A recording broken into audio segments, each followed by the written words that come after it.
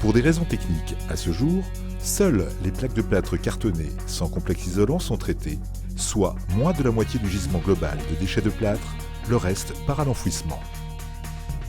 Face à cela, la société Nantais a créé la première unité de traitement permettant de recycler des déchets de plâtre associés ou non à des complexes isolants ou issus de la déconstruction. L'idée de base était, il y a 5-6 ans, un appel à projet pour la récupération de déchets de pose sur des chantiers pavillonnaires ou sur des distributeurs de matériaux.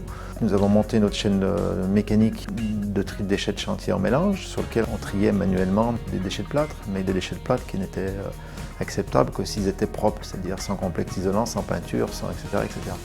Et on s'est vite trouvé avec des montagnes de déchets de plâtre associés à des complexes isolants. Et je me suis penché sur le problème en disant mais c'est pas possible, on doit bien arriver à faire une séparation.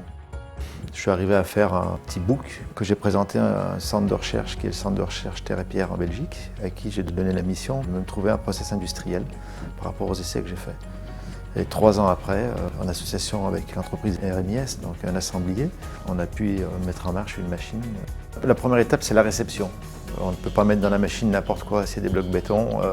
Les triturateurs ou broyeurs, ça vont être détruits. Donc il y a quand même à la réception vraiment une qualité de produit. Donc contrôle à la réception. Après un prédimensionnement, pré-broyage qui est fait avec un outil monté sur une chargeuse. On rentre dans une trémie, table de tri manuelle pour enlever les indésirables. Séparation de produits métalliques.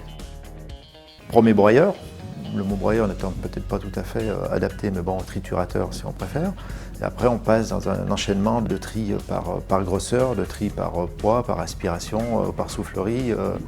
Et on arrive à la fin à un produit qui est un produit conforme au cahier des charges que Placoplâtre nous a fixé et qu'on appelle aujourd'hui de la matière première secondaire.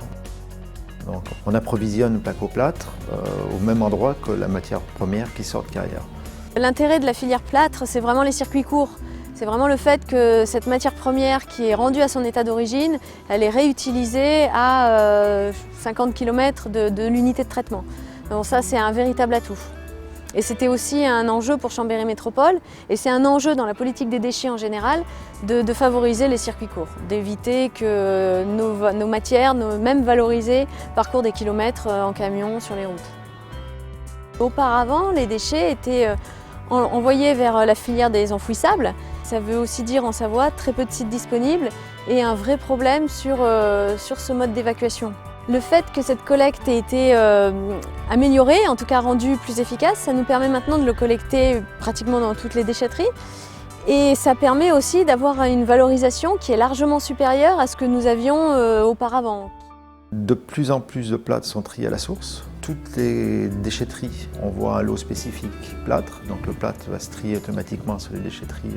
Dans le monde de la construction, aujourd'hui, on parle bien de déconstruction et plus de démolition, donc le plâtre il est trié en amont. Donc il y a énormément de volume qui arrive sur le marché.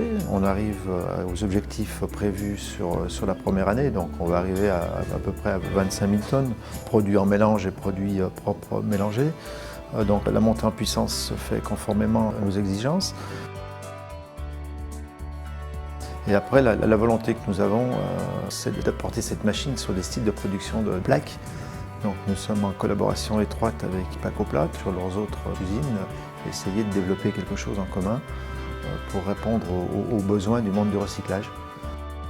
Et après, on peut sortir du territoire national où il y a un besoin qui se fait sentir aussi dans les pays de l'Est, qui se fait sentir en Angleterre, qui se fait sentir un tout petit peu partout parce que la plaque aujourd'hui se vend de plus en plus associée à des complexes, associée avec différentes choses. Le volume de gypse arrive, donc il va falloir que les outils se mettent en place. Et nous sommes prêts.